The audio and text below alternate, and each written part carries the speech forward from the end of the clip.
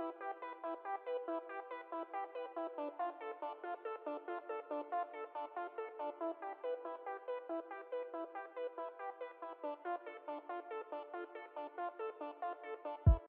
Relationship Project presents Relationship Talk with Mara Moline. Thank you everybody for tuning in today. And I just want to start off by saying I'm Mara Moline, and on the show we talk about relationship issues in all areas, whether it be single and dating, marriage, or community issues.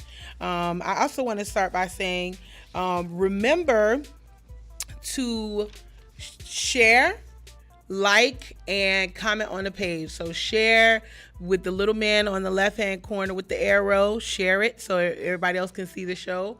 Like it, show me some love, give me some likes, some smiley faces, some hearts, and comment so I know that you're here, even those on the replay.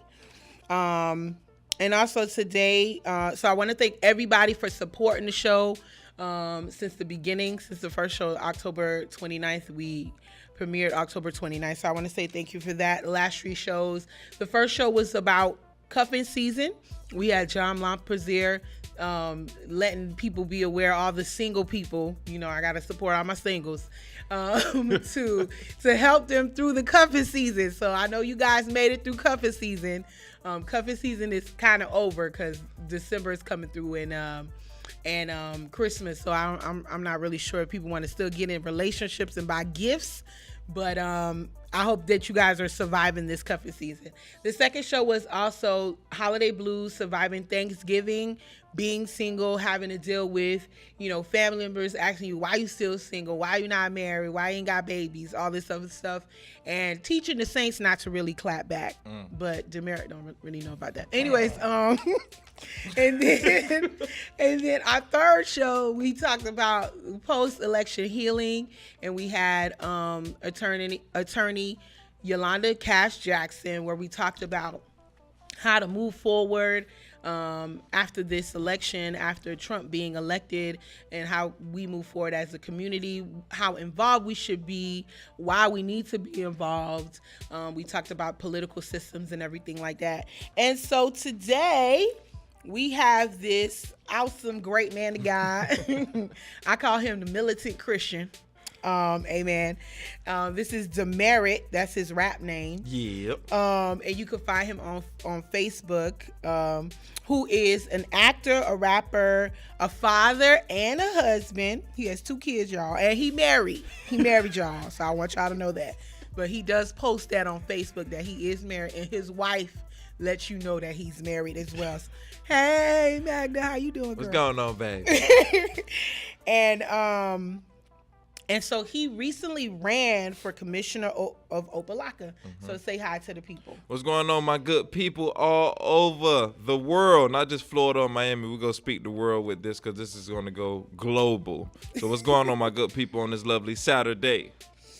So thank you so much, Demir, for coming on the show. I want to talk about first, how was the run for commissioner? How was that experience? It was the run for commissioner was definitely a different experience, but I believe it was a maturing process for me. It helped me to control this tongue in my mouth, to not always speak what's on my mind, and it helped me to connect with some great people in the community I didn't know was right there, like a gold mine almost. So I look at it as in a positive way.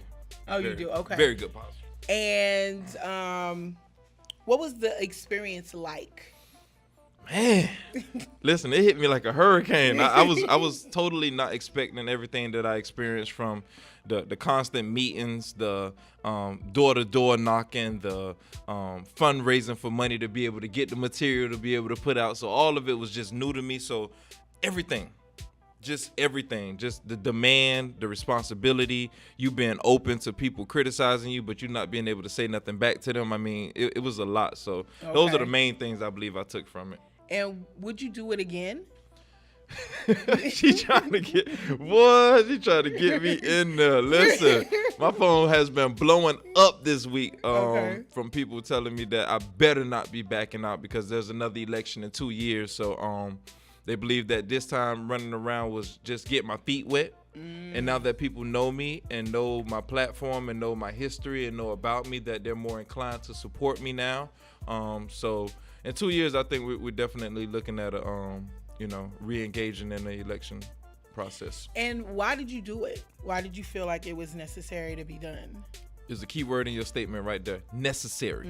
It was definitely necessary. I got tired of people just complaining about the problems. I wanted to be one of the peoples that brought solutions to the table instead of problems. So instead of just complaining, I thought that I would give myself up, sacrifice some of my time at home and look for the well-being of our community, which is really what our family is about. Okay, well, that's good. Yeah. And so today's topic, as we introduced Mr. Demerit, they was in here clowning earlier, but we're not going to talk about that right now. Not now. We're not going to talk about the relationship he had with my cameraman, how they came. No, but we're not going to talk about that. She's mad because the brothers are sticking together in here. We give y'all sisters y'all stuff. Listen, let us brothers connect. Well, shout out to Greg behind the camera too, man. Shout out. Well, the topic, we are talking about love and unity, but they was kind of getting ridiculous up in here. But I still love the both of them since we talk about love and unity today, right? So we're talking about love and unity, and we're talking about why is it important for us as Christians, as believers, to be present in the community. Why is our presence so important? So you as an actor, you as a rapper, a militant. By the way, we're going to talk about his album. This is his album, guys. When did it come out? It came out in January. And it is called Demerit Passion and Poetry. Passion and Poetry, Before the Mic, Volume 1 from Mo Faith Music. Okay. And where can they get it? They can get it on iTunes, Spotify, Google Play, Amazon, any social media, any internet outlet. You can find it. Go look it up. Definitely worth the $10 that you'll pay for it. And there's 3 singles out right now. One called Just Living, one called Is It Worth It, and the last single that came out is called Get Down. Get Down. I had to remember real fast. Get Down. So let's talk about your rap career really quick before we get into the acting part of your career. No problem. So as a rapper, what do you think like that? How does that influence the community? How do you bring an influence or a presence in this community as a rapper and as a Christian? Well, first is being able to recognize the community that the major influence in our community right now with our children are the rappers. So being that I have that gift, it was one of those things that I just wanted to exercise to be able to touch not only the youth but the young adults, to give them a message and at the same time give them something positive they can shake their head to. So I fuse them too with my faith, my belief, my life experiences, people whose experiences I've come across and being able to know them, and I just put it in words, because words is a powerful thing. So when you put that between a melody and with words, it's a powerful thing. So yeah, that's definitely true. I mean, when I listen to some of the music, that's going around now, it's kind of rough. And I really feel like, if we have enough positive people, positive role models, especially men, in our community, being positive, being successful in a good way. Right. That, that kind of like... means legally, guys. Yeah, I mean legally. Y'all know what I'm talking about. That really promotes the other people in maybe...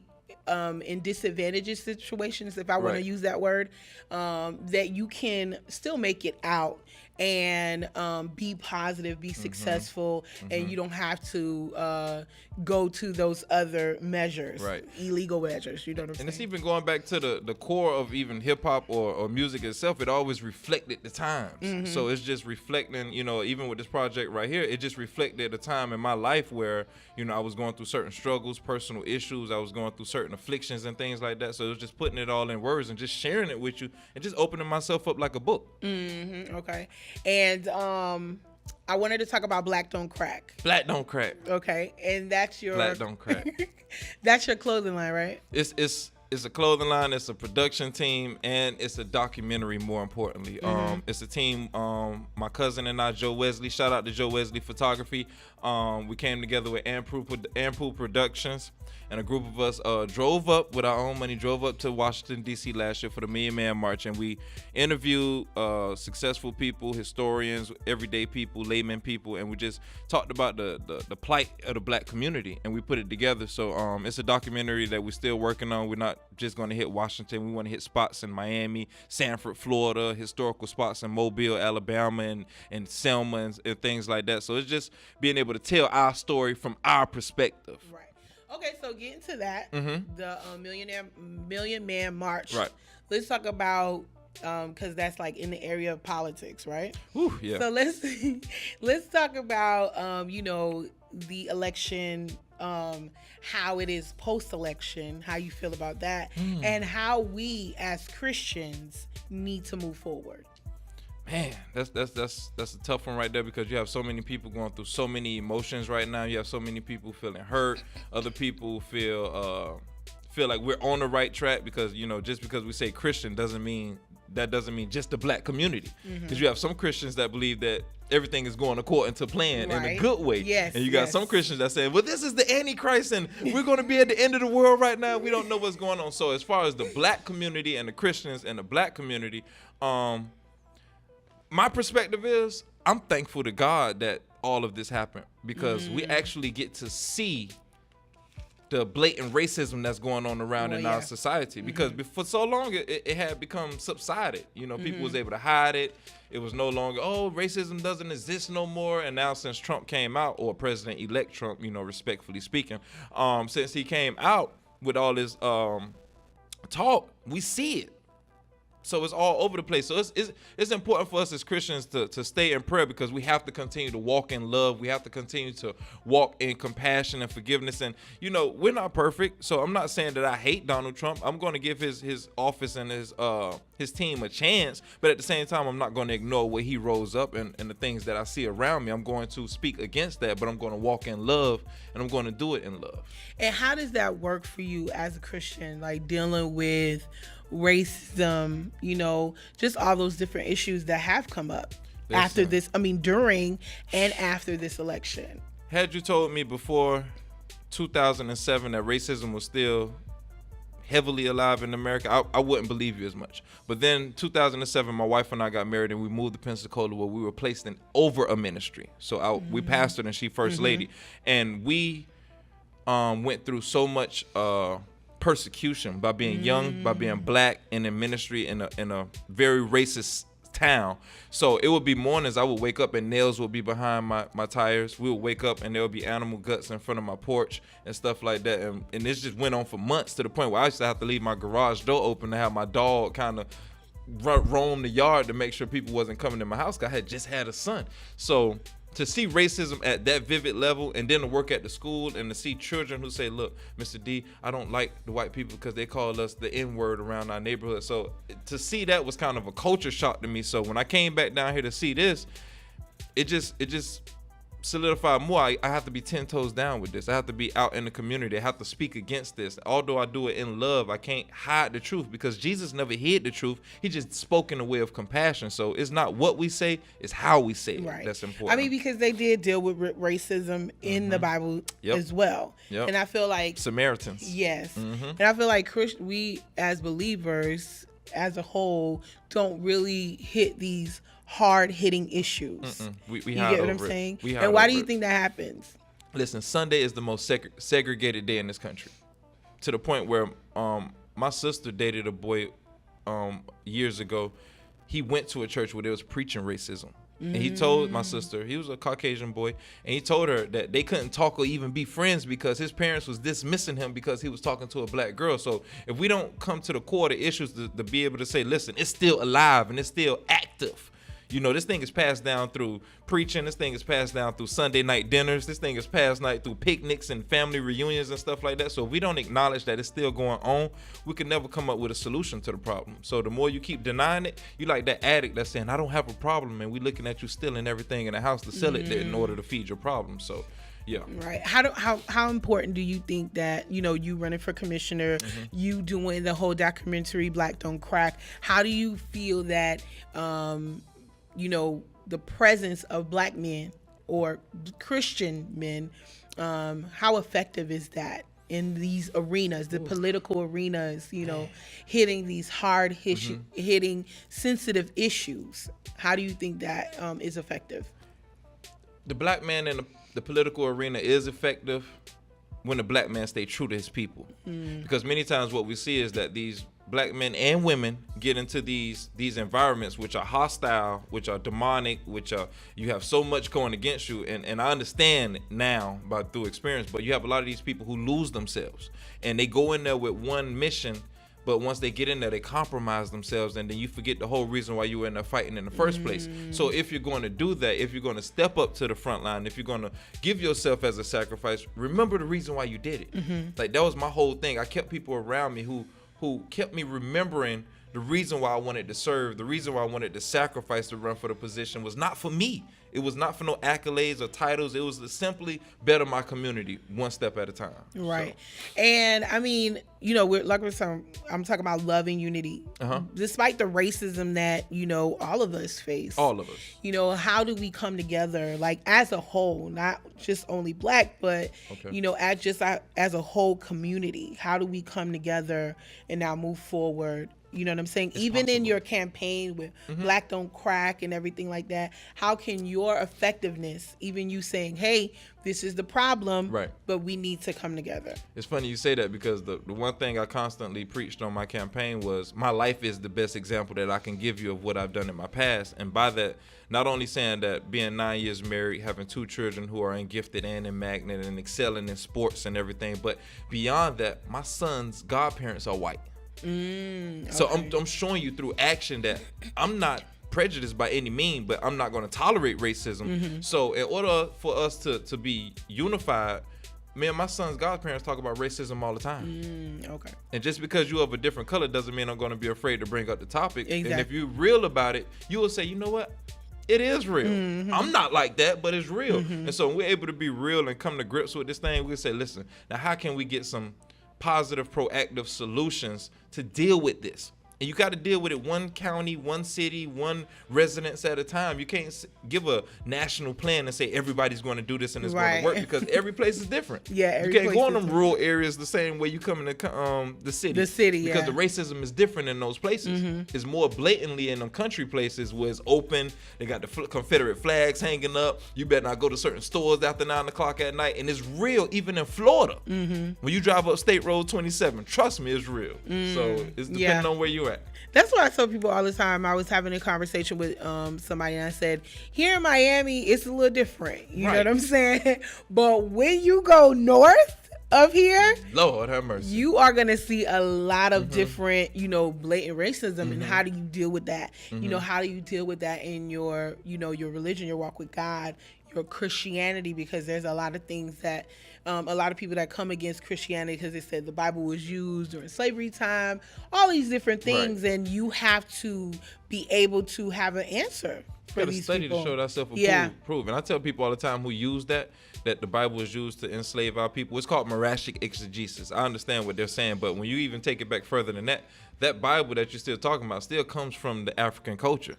So it's still a part of you. The principles are still there, even when you're talking about the 42 laws of Mayat. Like all of this, where the 10 commandments come from and all of this. So it's like all of this is fused together. So there's no way you can get away from loving your neighbor. There's no way you could get away from not stealing your neighbor's husband or wife or so like that. Like, you can't get away from it and validate it. So when you forgive and move on, that's more for you and your maturity and your spirituality to say, I am growing.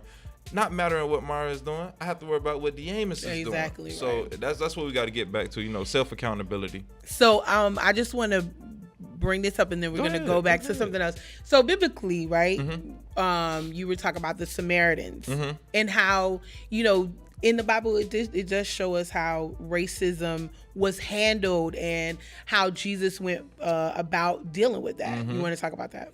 I mean, in the Bible, when you talk about the Samaritan story, you talked about the Jews. Well, Samaritans, first we have to realize they're mixed people. So they were kind of outcasted away from the Jews. The Jews thought they were better than the Samaritans. And what Jesus did through the picture of and the story of the Samaritan,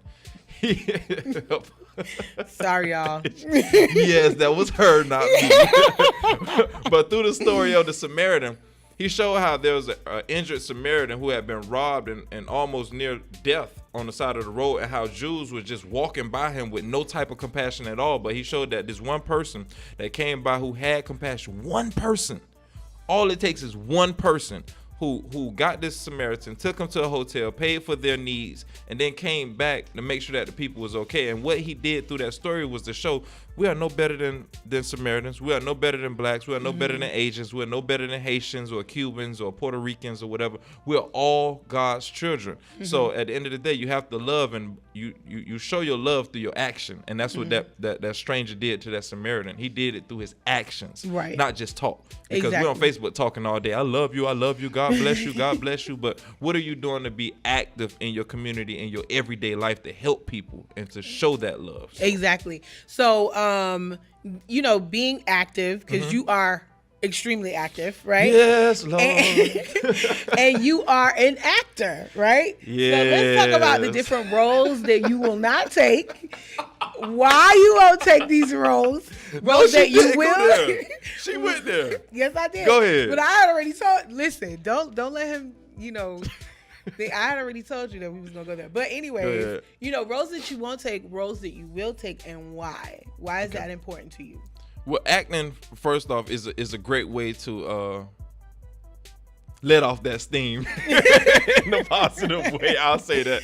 But as far as the roles I won't take, and I'm not ashamed of this, I spoke to many directors in South Florida and throughout Florida, period. But me personally, DeAmus, Demerit, I'm unable to do any homosexual roles because I have nothing to relate to. I have nothing to draw from that. And one, I don't agree with it. So I'm not going to give my all in something I don't agree. But the roles I have taken, I've taken a whoremongering boyfriend. I've taken a role of an ex-con who's got out, who's trying to reform his life, but the system is constantly beating him down. I've played a role of a husband trying to keep his family together by any means, and he looks like the sucker, but he had to humble himself because he had a pretty wild ex-stripping wife. So these are roles that I believe are prevalent in the black community and in the community at large. So when I put on and I play these roles, I want to be able to paint a picture of what's really going on in our reality. So just like music, art is a reflection of life, or art imitates life, as we say. So that's how I go about it. Even now I just got casted for an MLK production on Martin Luther King Day, where I'm playing the grown-up Martin Luther King. Okay. So even with me growing my dreads or whatever, I still have the heart and the spirit of our ancestors within me. So these are things that I can relate to our young brothers and sisters when I say go look them up, or go read a Marcus Garvey, or go read up on a Malcolm X, go read up on these people who fought for us, instead of saying, oh, I had on the dress and I was playing Shanae. And I love Martin, don't get me wrong, but I'm just not going to put on the dress. I'm sorry. I'm not going to play Wanda with Jamie Foxx. I'm not going to do any of these things because I have nothing to draw from it. And we see that now with Dave Chappelle. When he walked away, he was unwilling to compromise his integrity as a man. Not a black man, but as a man, period. And he said, listen, I'm not playing that role. And he stuck to his guns. And I've stuck to my guns, and I, pretty much. We know that. We know you gonna say whatever you got to say, honey. Yes. Pretty much. He was in here acting up, but we're not gonna go there. Here she goes. She's not gonna let this go, Greg. I'm gonna let it go. I'm gonna let it go because we talk about love and unity, so I gotta let it go, right? We're doing this in love. That's all. But I want to bring up something that just happened in Miami. Go ahead. And I know you say you are good on your feet. So they just talked about I think it was last week or 2 weeks ago that Castro passed. And I knew you was going there. You know I was going there. I was going there. We in Miami. But a lot of a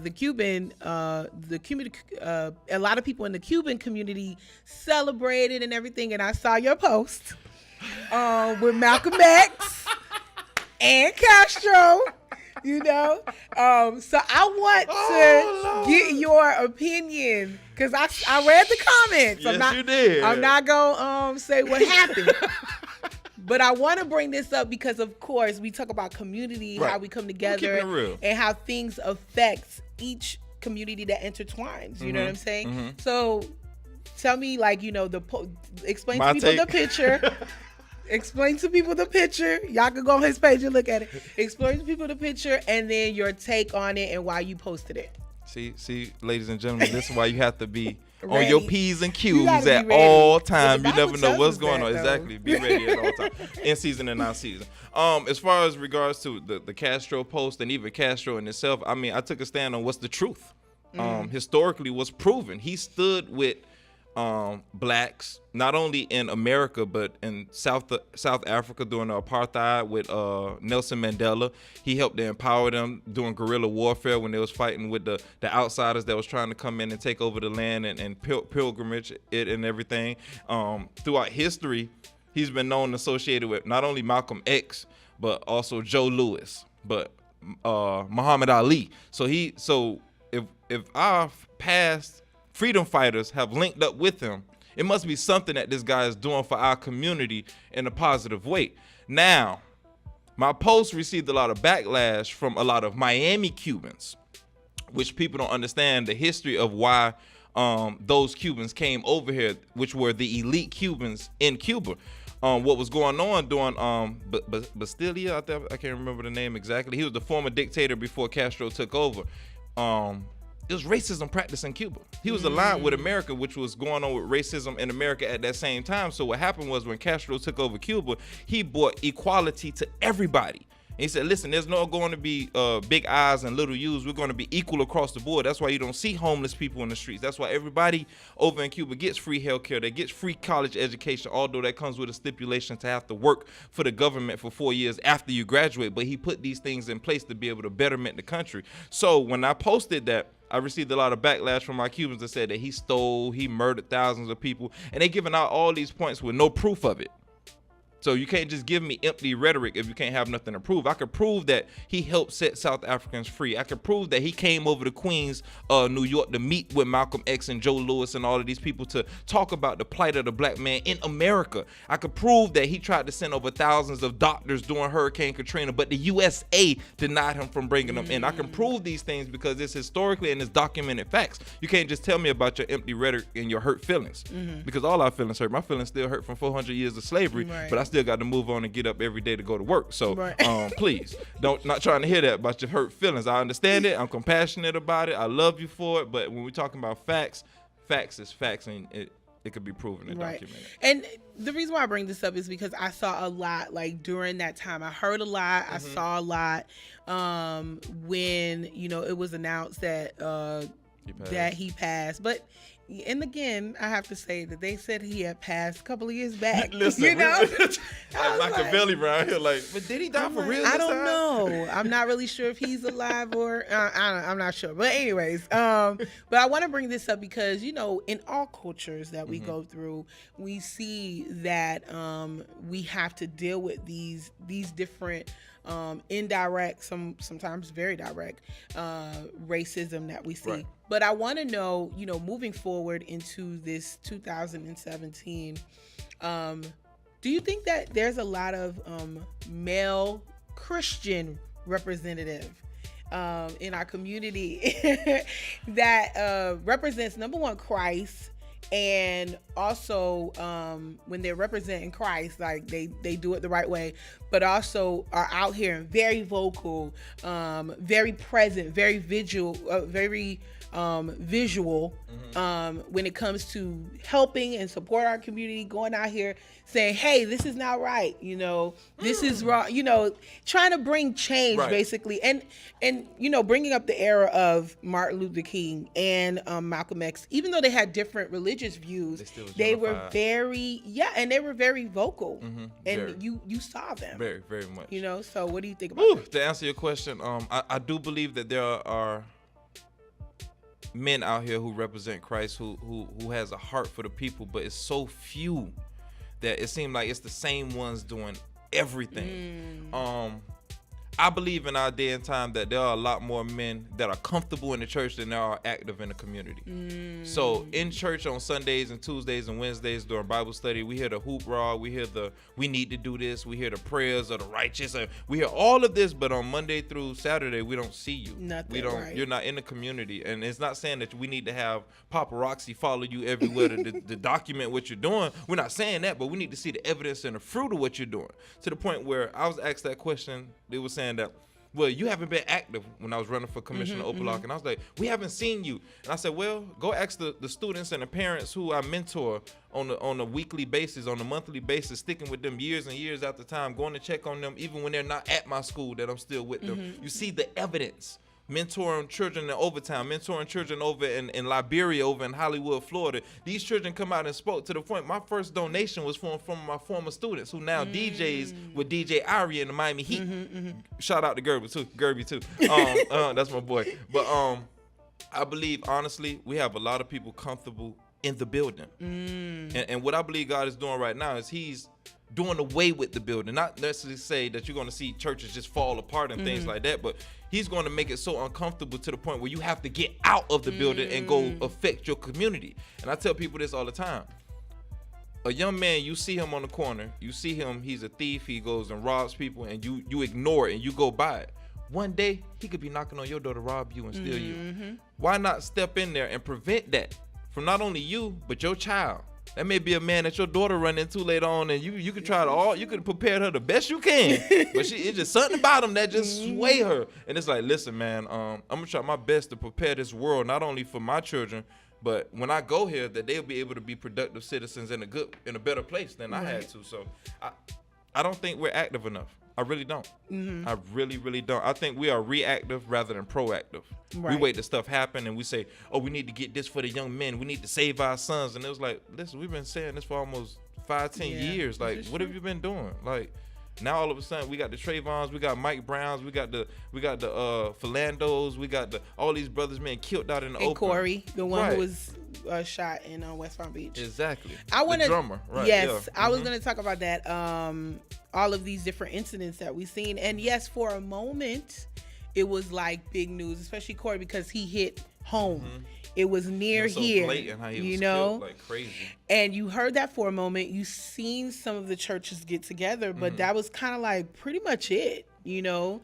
I want to. This is what I'm going to merge together: evangelism, right? Us going out, and then addressing these issues. Do you think that in our evangelism or the lack thereof, because I don't really think that we do evangelism as we used to before, right? No, we don't. Because like you're saying, we need to get out of the church.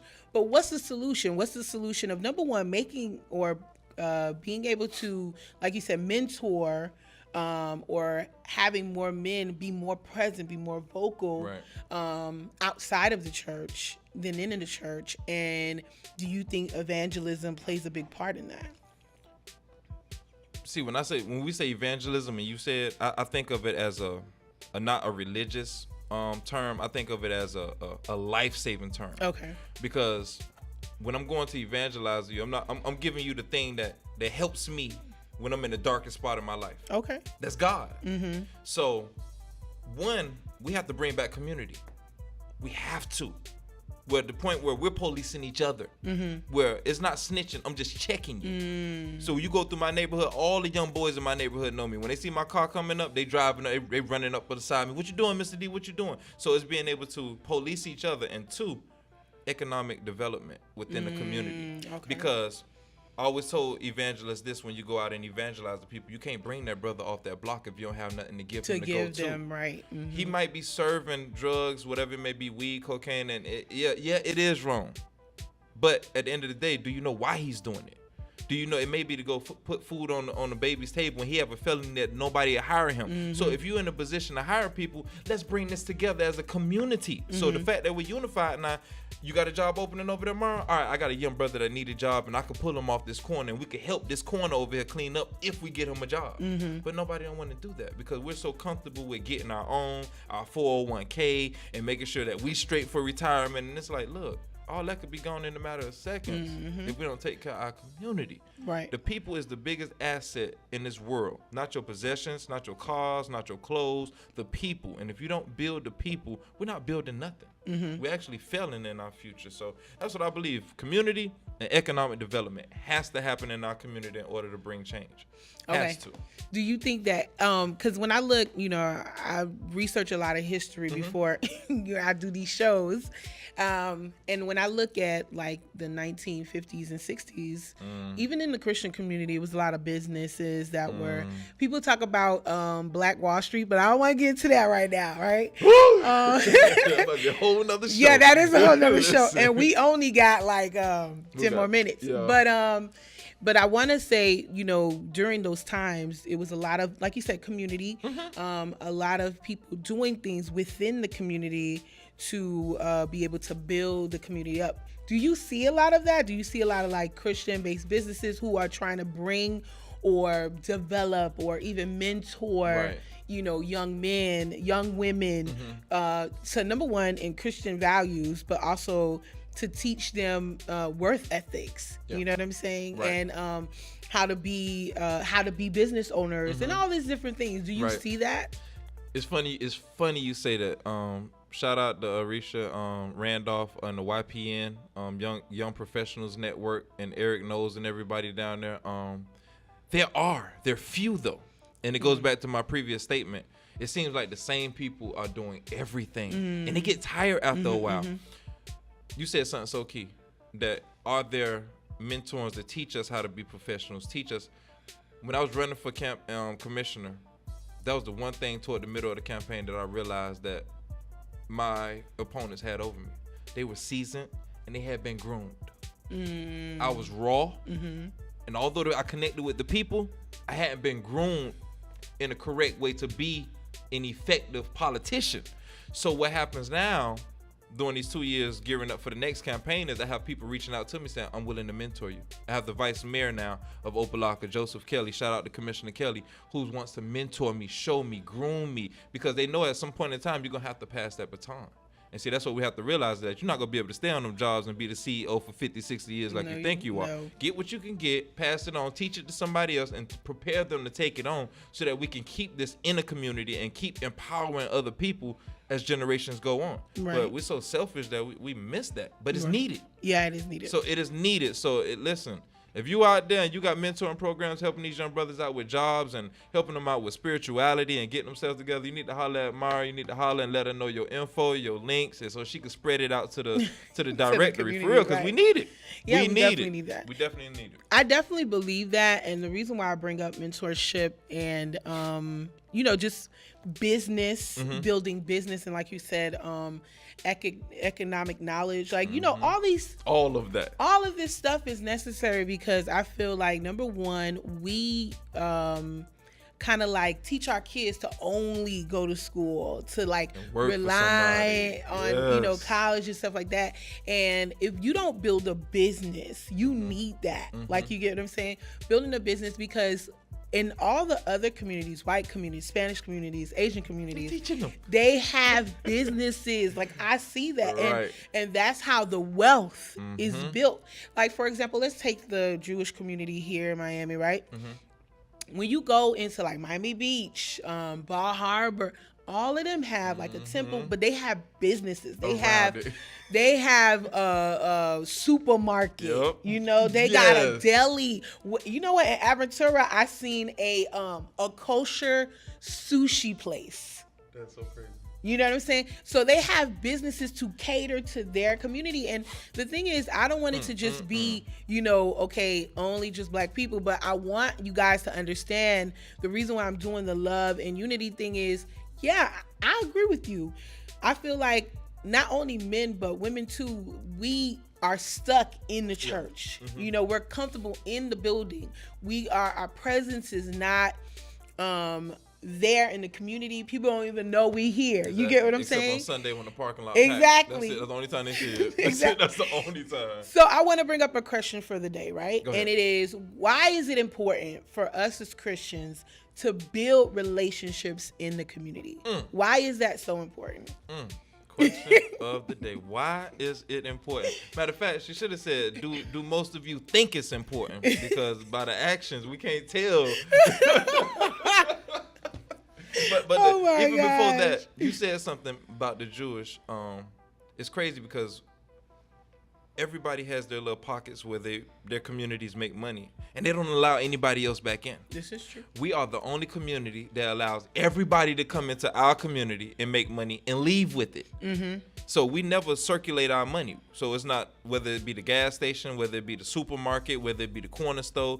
And I'm so sick of seeing a liquor store on every other corner in our communities. Like, this stuff is sickening for real. So we have to take that by our community. And when I said the Young Professionals Network, they have a thing called the Young Millennials. They are actually buying property in the Liberty City area. That. You saw it. Yeah, They're buying property in the Liberty City area to make sure that we're not affected by the demarcation, like by them rezoning it, pushing us out and moving other ethnicities in there. No, we're going to keep our communities, and you might not think it's worth nothing now, but trust me, people who saved their houses in Overtown, their houses are worth millions now, and they still refuse to sell it because they know the city want it. They'll tear it down and build up a business without us being in there owning that business. No, I totally agree.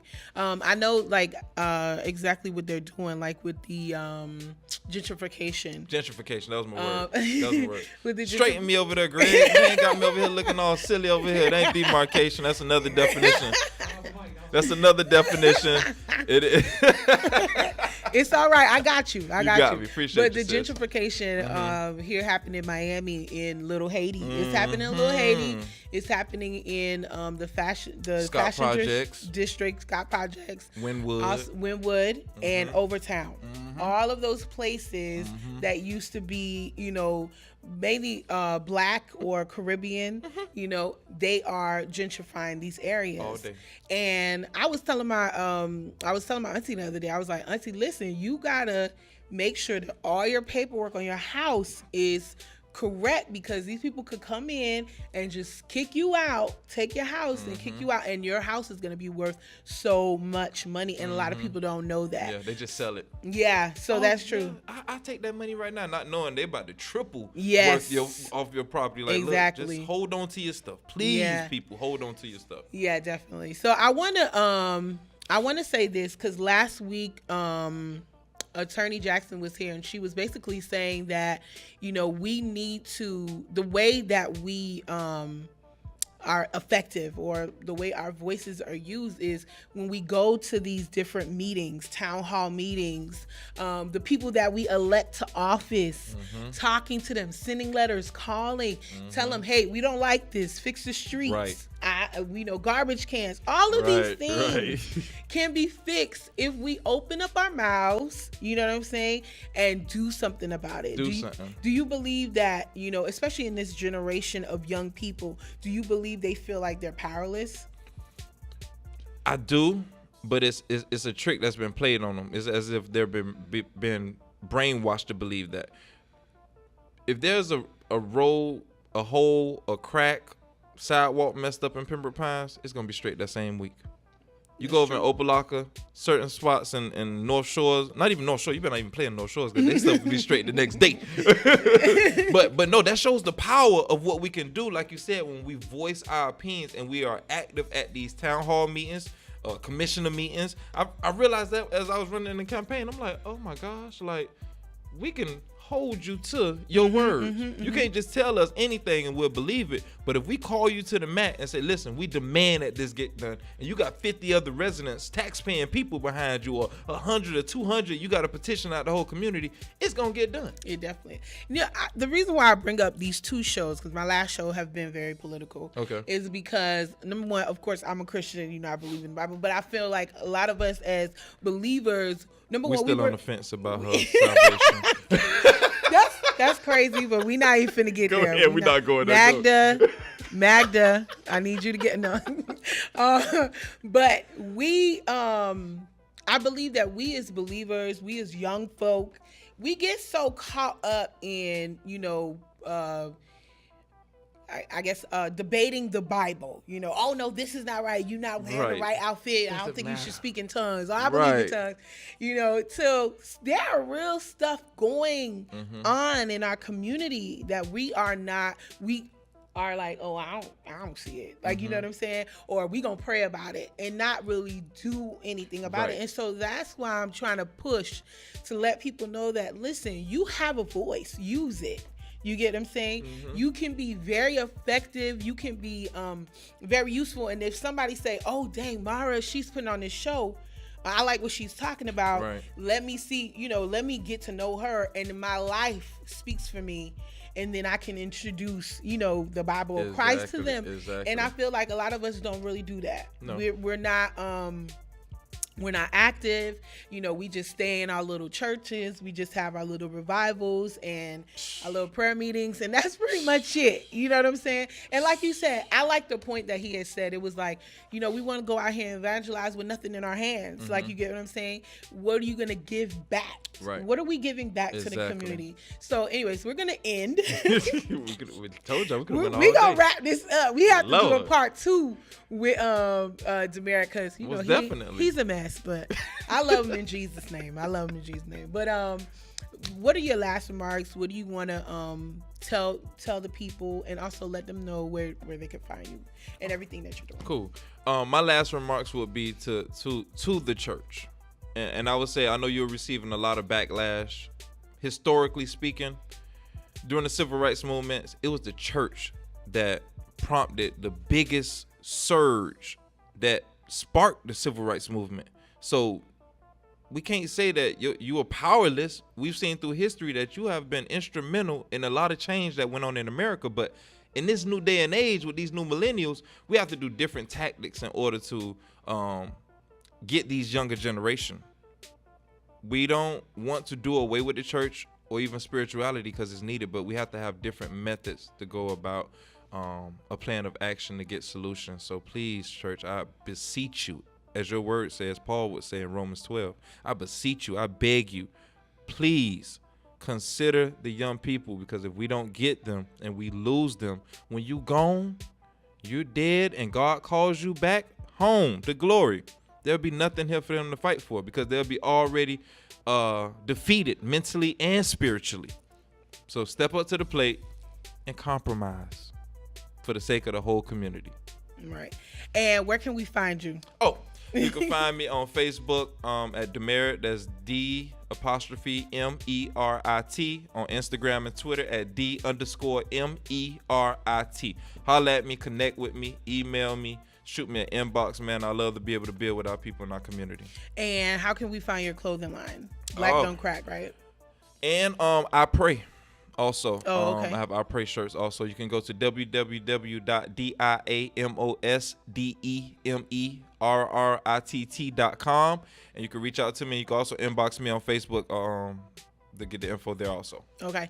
And also remember, where can we get your album? Yeah, Passion and Poetry. He gave it to Greg, though, by the way. I just want to say that. Anyways. Yeah, she's over here trying to steal the cameraman CD. I don't steal. I don't know about that, but okay. Debo. I don't know, but I'm gonna give you a shout out anyway.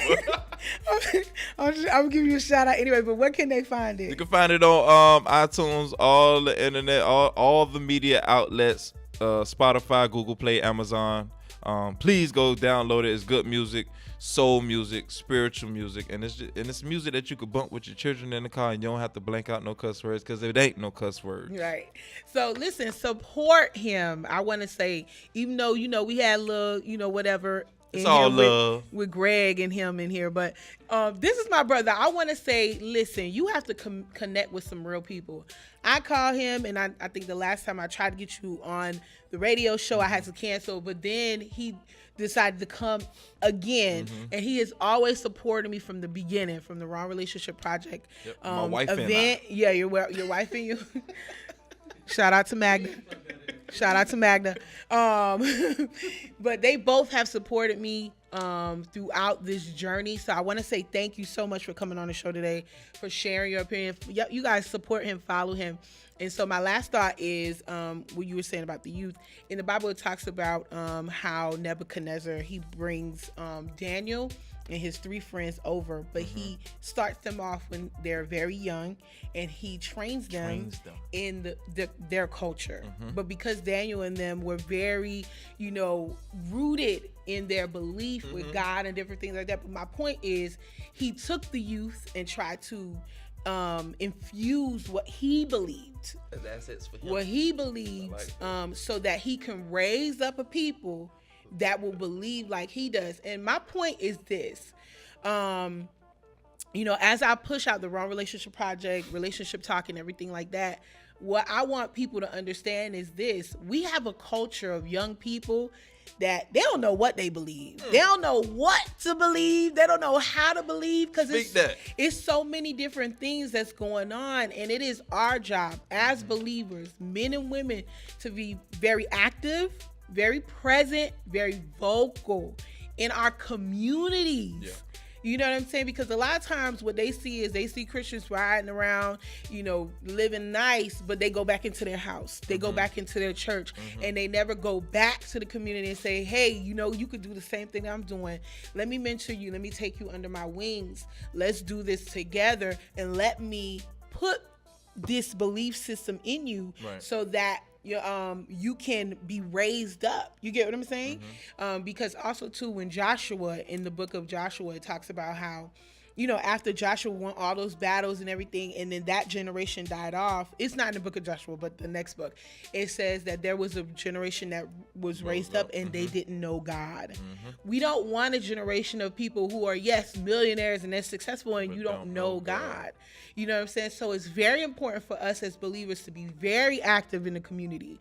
That's why it's very important for us to build relationships with our politicians, build relationship with people in the grocery store, at the gas station. Yep. You know what I'm saying? At the schools, be active at schools and different things like that, so we know what's going on, so we know how to deal with the issues. So I want to say thank you so much for joining us today.